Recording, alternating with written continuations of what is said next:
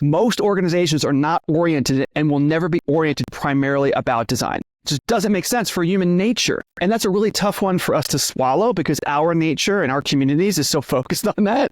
And everything's about design and everything's about why isn't design better. But we do have a kind of egocentrism about our values.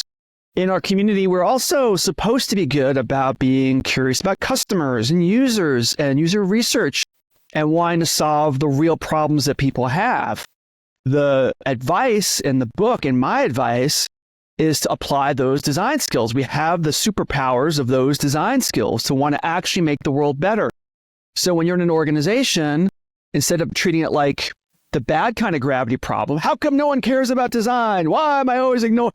And making it personal is to be curious and go, maybe there's a really good reason for their value system for why I'm being ignored. Let me be curious about it. Let me find that out. Let me not be angry about it. Let me really want to learn.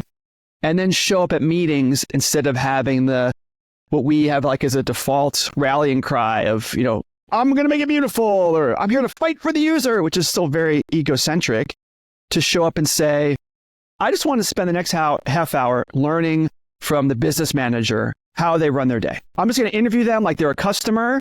I'm not going to sell them on anything. For a half hour, I just want to learn and be curious. We have that skill set. We just don't use it. And if we do use it, now the way we're oriented to our coworkers and the way they see us becomes very different.